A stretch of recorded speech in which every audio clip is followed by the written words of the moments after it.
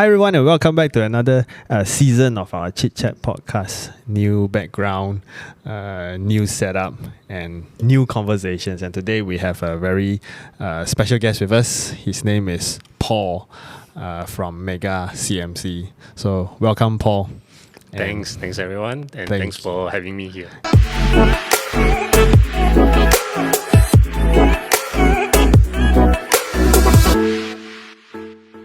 Yeah, thank you for accepting our invitation to come on this podcast. And basically today, we're going to ask you to tell us all about your life journey as an entrepreneur and what are some of the challenges, the joys and the lessons that you face along this journey. But maybe very quickly for the rest of our audience who don't really know you, maybe you can just introduce yourself, maybe your family, touch a bit on, you know, how you know me and how and whatnot. Yeah. Okay. So I know Pastor Matthew, I think it's on 2018. I think it's the time that we go for the Cambodia missionary. That was the time that I know Pastor Matthew in deep. So my name is Paul. Some of my friends call me Ting Hui in Chinese. They call it Ting Hui to me. So I came from a family of 5. I have 2 sisters, 2 younger sisters, my parents. So we are born in Penang. So my father was a technician for TMB. He works for one company for the 35 years. So he's also one of the figure for me that I learned a lot from him. So my father taught me a lot of things about right and wrong, what's ethically right, all this. I felt that he shaped a lot of my principle, in life principle on everything. So my mom itself, a housewife, also taking care of me and my sister and all. So she's always the one that show me what is love is.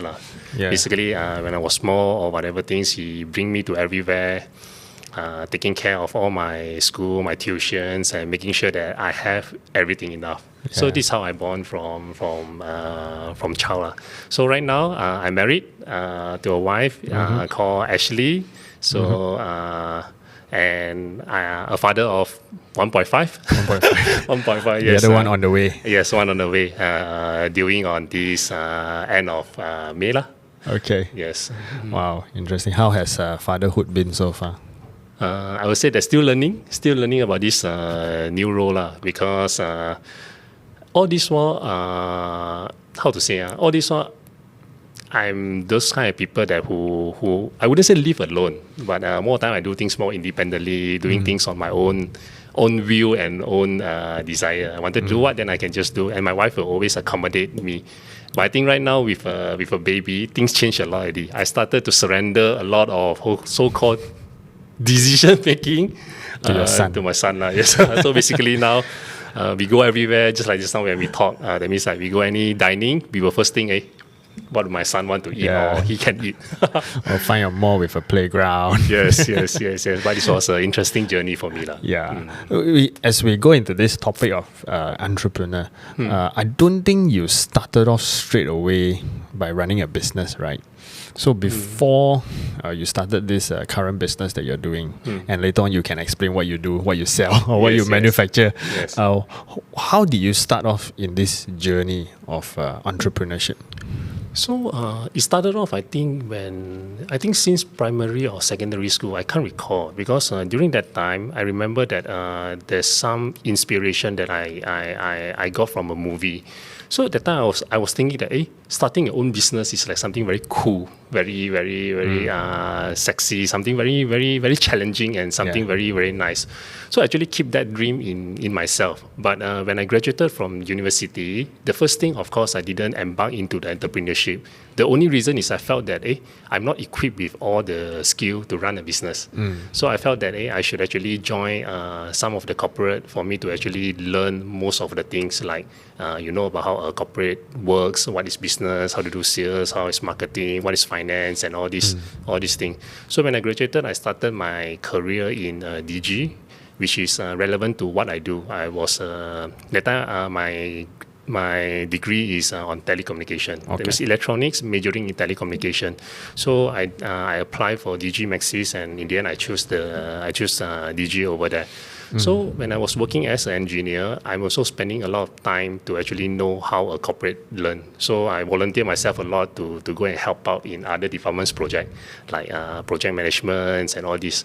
So until a stage where about, I think 3 to 4 years, near to 3 to 4 years, I was observing at that time what is the market looks like. That means where's the gap that I can actually fill in, that I can immediately create a value.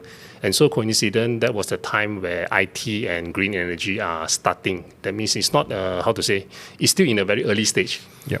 So by chances, I met up with my unimate, which is working in one of the renewable energy company.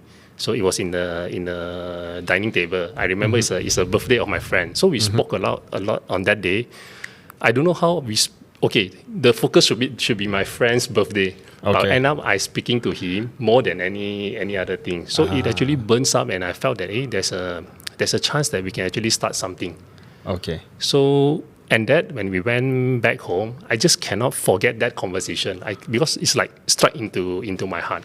Yeah. Then within 3 days, I call him up and say, hey, why don't we start a company? We immediately do solar business at that time. So he said, okay. Then he said, what should we do?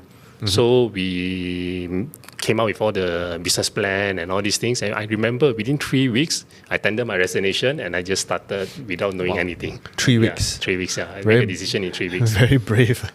Brave in a sense, I would say that it's like the emotions and the semangat was there. The semangat was there. So just go for it. Just go for it. Jump into it. Yes. Like the risk, was it a calculated risk, or like do you calculate the risk and okay, I can prepare, I have a cushion, like if it fails or whatnot? We didn't really. Or you dive into it, and if it fails, it fails. I never think so much. I would say that it's more like a prepared time comparing to when I was just graduated. Because when I was graduated, I don't know anything about the marketplace. I don't know about corporates. I don't know about running a business. But within the 3 or 4 years, I felt that I have some of the foundation. So it makes me feel like I'm more ready in a sense. But of course, if you ask me that whether I think a lot to actually embark into that, we wasn't thinking much. Reason also because that time when we wanted to start the business, we started in a very low capital method. We just provide services. That means it's like a project management services to set up the whole renewable energy projects. Okay. So it involves only ourselves and our knowledge and the services that we do. That's how we actually started. So it's quite a low risk, you could say. Low risk, yes. I see. Maybe you have to explain to people what is it you manufacture or what is it you provide. Renewable energy. Okay. What? So it was in the year of 2012. So it's about 11 to 12 years ago. So we started with like this. We wanted to embark into this solar business, but we started with project management consultancy. Meaning to say that when there's a project of solar, the owner will actually hire us to to be with them. So we help them to come up with the tender specs. We help them to actually evaluate all the contractors. So we help them to actually facilitate the financing from the banks and build out the projects and the business plan and all these things. So that was how we started, because the one just involved about services and our knowledge. So in year 2014, after embarking into project management consultancy, we felt that we have enough experience and also accumulate enough resources on that. Then we changed a little bit of our business model. We turned into, we call it EPC, Engineering, Procurement, Construction and Commissioning. Or in short, it's a design and build solar company. Meaning to say that if today you have a factory, you wanted to put up the solar on top, we will do all the design, we will do all the procurement for all the solar panels, we will put it up and commission the project. So in short, it's also like a turnkey contractor. Basically, you want to build a solar, you engage one person, you engage us, we help you to do everything. I see. Now, if so you enter into entrepreneurship, but let's say, try and imagine for a moment, if you did not become an entrepreneur, if you did not start this business, what would your life look like now? Corporate man.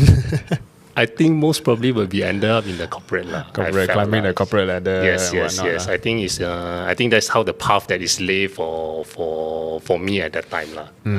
I quite enjoy in the corporate life because I felt that my skill sets and everything are more on the corporate side. Yeah. But embarking into the entrepreneur is also one of the things that, how to say, it's like a dream or a seed that already planted inside the heart. Just wanted to do lah. So probably if I don't started at that time, I think I will start in maybe a few years ago later also. Okay, so somehow or another, because of that dream The you burning have, seed lah, I think. so that will be the push factor Yes, to yes. eventually move from corporate into entrepreneurship. Yes. So right now your company has been already operating for close to 10 plus years. 12 years. We 12 already years? have 12 years already. Wow. Yes. I'm sure 12 years is not easy, right? It has its challenges and its ups and downs. What are some of the challenges? Are there any ones that you just want to forget? Or are there ones that are, hey, really memorable? I learned something from it. It has taught me, it has allowed me to grow. I think one of the moments that until today I still remember is when we started our very first business. So when we started, because we are at the age of about 27 or 28, there are three of us over there. So you know that during that time, solar is just on the very starting of the industry. That means a lot of people still don't know what is solar. People still don't know whether solar works or not. The technical specification, is it something that can be long lasting or how? Yeah. So for the first 9 months, we didn't get any single sales. Put it this way, that means that time when we started, we just put in 20,000 each of us. Me and my two partners, three of us, we put in 20,000 and we just gained a very, very minimal salary. So at the month of 7 or 8, we start to be very worried already because we don't have a business. At the same time, our bank account is also running out of the money. So I remember one is very, very, until today also, I still remember in me. So because of desperation, so we wanted to find the business a lot. There's one one prospect we know that he got a solar project. We wanted to get the project, but he's someone who are very arrogant and do not want us lah. Put it this way, we wanted to meet him, he don't want to meet us because he felt that you guys are young, you guys are nobody, you guys are just someone who just want to get my projects. But I don't want to give up at that time. So I told my partner, hey, why don't we just knock the door and just go up to his office? Because at that time I learned a lot of people, so if you want something, then you have to just go for it. So I did it this way. I knocked the door without appointment because he rejected all my appointments. So I just drove there and I just knocked the door and just go inside. So when we sit inside there... Oh, he didn't chase you out? That's right. This is the part that I want to forget for. So his face turned very, very, he disliked the thing. So he asked me to go inside, sit inside his meeting room. Then I wait there for about 30 minutes. Then when he came in, he called his PA to bring a very hot glass water, like this kind of water. He put in front of my table. Then he said, the first word he said is, do you know about manners? He said, you didn't make any appointment and just walk out into my office. How dare you do this in Chinese? He said this. Then I was very shocked. Then I would say, sorry, apologize, but we just wanted to meet you in a very sincere and humble and polite way. Yeah. But he get very angry and he said that I want you to move out from my office right now. So when I was standing up and I want to say, sorry for that time, he mentioned this thing. He said, I pour a water for you and you don't drink and you just leave the office. You are not respecting me in Chinese. That means you don't respect me. Okay. So when I drink that water, I just realized that the water is a very hot water. That means that it's burned my throat. So at that time, I felt in heart, I felt like I'm humiliated and at the same time asking myself, why do I need to do until this way to actually get a project? So when I leave the office, inside the car, I asking myself one question. I think that is a very pivotal question that I asked myself. I say that, do I want to give up it right now? Because why should I go and be humiliated in this way to get a project?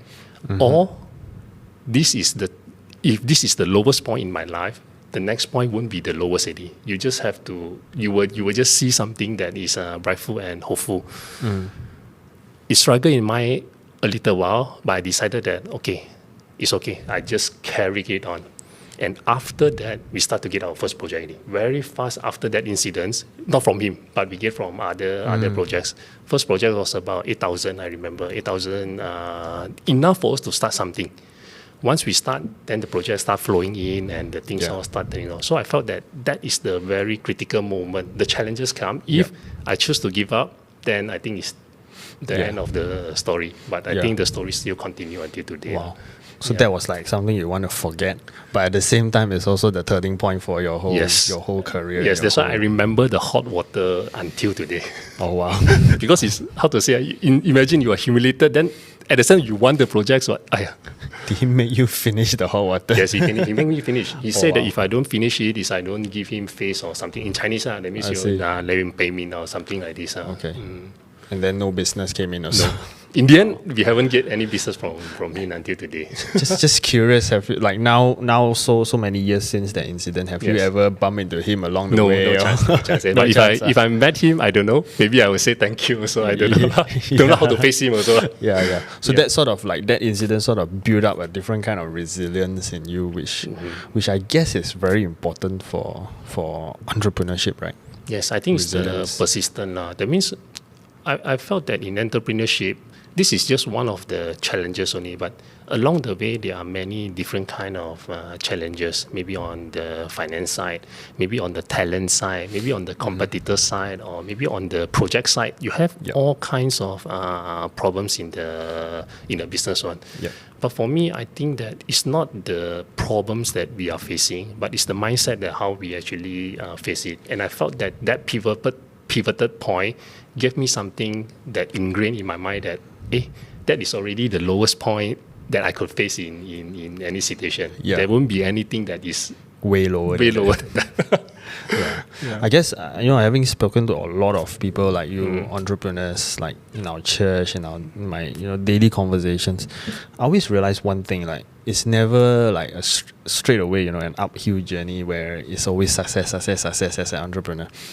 There is always in every entrepreneur story, there's always a rock bottom story. Yes. And I think that is the reality for anyone who is wanting to go into this, in this pathway, right? Yes. Yeah, and you just need to basically have that resilience, persistence. I think, and different kind of stages, you require different kinds of qualities or character. Because when you are in the entrepreneur, when you start something, one thing that you probably don't have is the resources. You might not have your networks. You might not have enough money. You might not have enough knowledge in terms of anything. So that time, the inner qualities like persistent, keep on believing, having faith, all these are very, very critical on the starting of the business. But when the business starts to kick off and in the growing stage, that comes with a different set of qualities that you require because that is scaling a business already. So probably what you need is actually how do you manage a team, what kind of leadership styles you need to embark into when during the critical time like wartime or maybe in a very low point, pandemic, all these, how do you react? So I felt that it's a very, very different set of qualities in every stages of the business.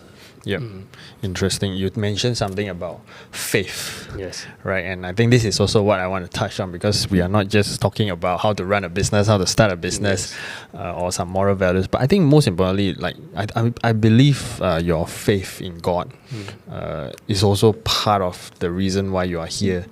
Having this conversation with me, with your company being so successful, like share a little bit, how did your faith in God, your Christian faith, play a part in your entrepreneur journey? Before, when I started my first company, I wasn't a Christian. Okay, I put it this way. I get to know Christ in a very, very early stage. I think it's standard 6 when I joined a boys' brigade back in Penang. So a boys' brigade, but it's in the Agape church. So by that time, I don't know about anything because I just go for the boys' brigade. Then sometimes we went into the service and all these things. Then after that, when I was in the secondary school, I wasn't going church anymore until uni time. by chances, someone actually invited me to come to Mega CMC. I think it's a youth under a youth life group or what. I just came in for 1 or 2 times and I left again because I felt that I don't know anything and I don't felt this place like anything connected to me. But until 2015 or 2016, I joined into a marketplace ministry.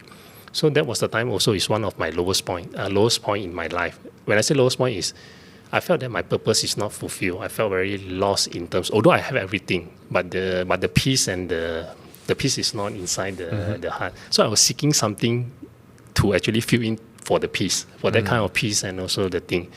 So I met with one of the pastor at that time. So the pastor asked me, hey, do you believe in God?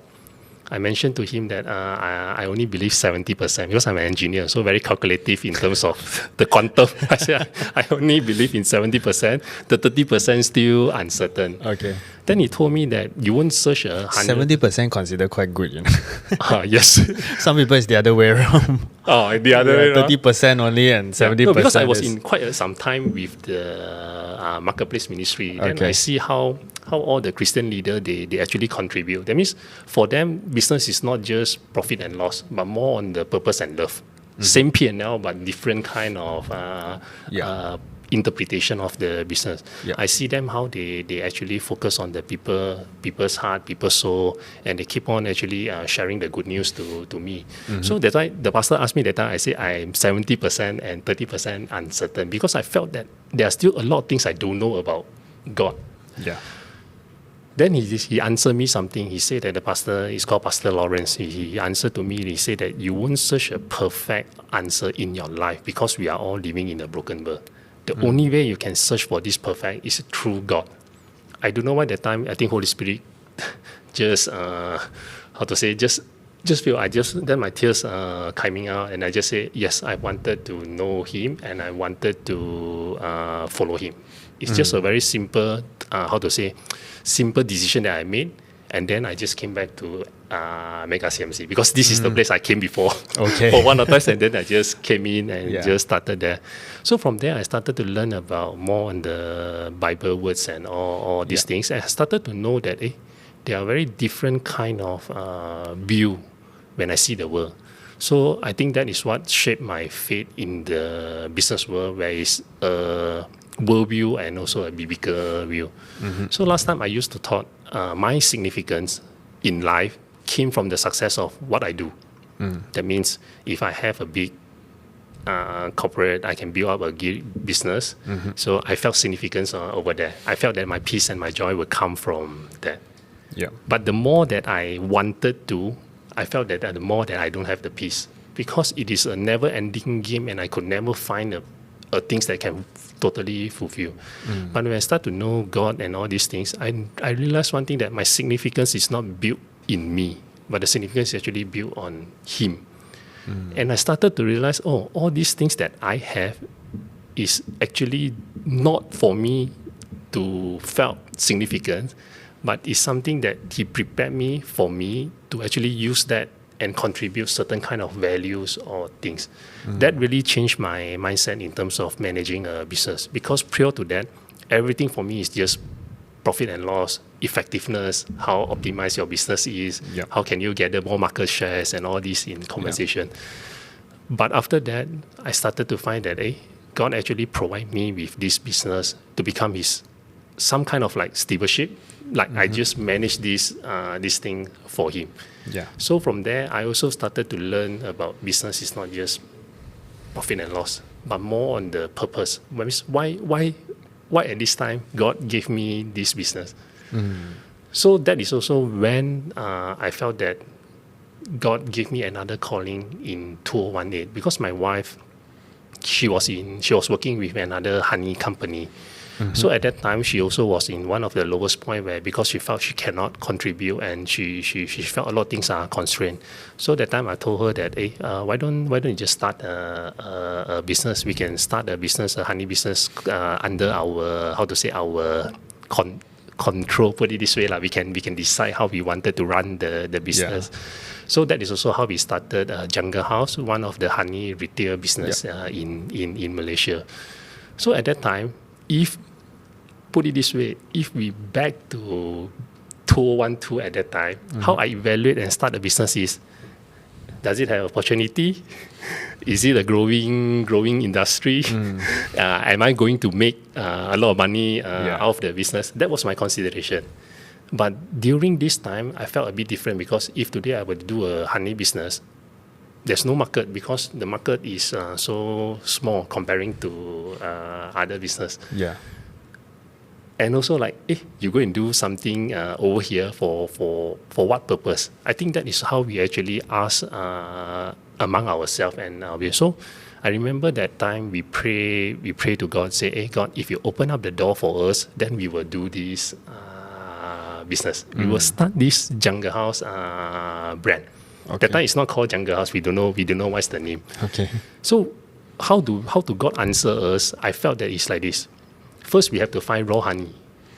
So we don't know where we can find raw honey. Of course, we can just get every place. But what we do is we pray. Then I just search in the Google. I search honey in Indonesia. I don't know why I just search honey in madu. I remember madu in Indonesia. They came out into a WhatsApp. We contact the WhatsApp. One person over there is like a farmer, something kind of this one. Okay. Then we just fly there in also 3 or 4 days only. That means that weekend, we just flew there, met the person, and the person just give us all the honey. Oh, wow. Then we came back with faith. So we think that, now we got the raw honey already. So they will just send the raw honey to us. Then they come a second question is, what brand or what name that we wanted to do. So how do we felt that this is a calling from God is also, we asked our designer. The designer don't know we are Christian or whoever. They just designed the Jungle House brand. He gave us 5 logo. And one of the logo is actually a Noah Ark, which is the Jungle House brand currently the thing. It's like a ship. It's a hexagon with we call it what? The oar. The kayu, the oar. Thing, the whole, yes. So it's like then the description of this is it's like a Noah Ark story with faith. When we saw that, then I told my wife that I think this is not coincidence. So we just start with that, and that is actually how we started our another business as a husband and wife. True power couple. Yes. Entrepreneurs. Yes, one in honey, one in solar. Yes. Wow. It's so interesting to hear how you intertwine your faith and your business. Like, it's not a separate matter, but it's a journey that is like intertwined together. And I think that's what makes your faith and your life, personal life, your work life and your entrepreneur life also so fulfilling, I guess. Because your faith is really like, something that plays out throughout every aspect of your life, right? Yes, I think I quite like what you shared during the sermon about the faith over fear, this thing, because at some point in life, when I have everything, actually I also live in a very fearful. I wouldn't say very fearful. That means you just felt empty in the heart and you are just very afraid. I came into the point that I keep on asking myself, what if I lose my business? What if I lose this thing? What if I lose my reputation? What if I lose a lot of things? Then I felt very, very fearful. But I think that God, throughout the entrepreneurship, is not only just giving me something to manage as a steward of Him, He also building my faith along the road. Because every time when I see something that something is impossible, something is it won't be so coincidence. Yeah. But then God will make it happen. Then it's always that critical point. I felt that my faith is, elevate level. Of course, it's not like one shot, but it's just keep on building over there. Yeah, it's really interesting to hear. And we really appreciate this time of sharing. But we have come towards the end of this podcast. But maybe before we end, there are a lot of young people nowadays who are also diving into this entrepreneur journey. And I mean, what advice will you give the younger generation or the next generation of entrepreneurs looking to make a difference in the society and in whatever field they are in? Good questions. I think the most important thing is to build a business that is full of purpose and value. I put it this way, the purpose and value. Why is it purpose is so important is because if today the business is just purely based on profit and loss, or just based on significance, or just based on all these self-fulfilling egoism or whatever things, I felt that the business was stuck in somewhere. Because we are so limited, and we are so we are so limited with everything. So if today this is the end goal, I felt that the pursuing will start with a wrong direction. Yep. So when you start in the wrong direction, You can't go far. you can't go far. You will stuck in a lot of place, because you might felt it felt like it's a never-ending thing. So you will keep on doing, but you don't get the result. But if today you started entrepreneurship with a very clear purpose, the purpose can be something like, what are you creating for people? I felt that business that built based on this kind of value will sustain longer, because in the end, the business, for me, business is to solve a problem. Yeah. If the problem is not solved, then there's no value created. If there's no value, the business cannot sustain. Yeah. So I felt that it's always spending much more time in the early stage, where before we started anything, keep on thinking about what is the purpose of this entrepreneurship when I build. Yeah. Am I building it just purely because I wanted to build something, or I'm building this because I know that I can solve something for other people? So I think this is something that very critical for if anyone wanted to start the business. Then the second one is Value. correct, the value. Because like me, last time when I built a business, my mind was just thinking about profits, about market share, about how do I do it faster than my competitor, how to I be number one in the industry, and all these things. That drains a lot of my energy. And I felt that if today I still adopted the same kind of mindset in business, I might lose my family, I might lose all my relationship, I might lose my health, I might lose a lot of things that is very valuable for me, but I don't know. Yeah. But if today, if we have that kind of values, where we know that the biblical value that teaches us, a life is not just about business. You are just a stewardship for everything. The way that we see everything will change, from business point of view, from a role of father, or even taking care of my own health. All this will change in terms of how do we go and do the business, or to embark into the entrepreneur kind of journey over there. Very good advice. Purpose and value. Yes. So if anyone want to start a business, think about these two things. Otherwise, come and find Paul. He's always in church. Well, thank you, Paul, for coming with us, sharing very intimate details of your life journey. Thank you. I mean, I wish we had more time, but unfortunately, we don't have that time. But maybe next time, come again on our podcast. Yeah, sure. Yeah, thank you so much. Thank you. Thank you, everyone. Bye-bye.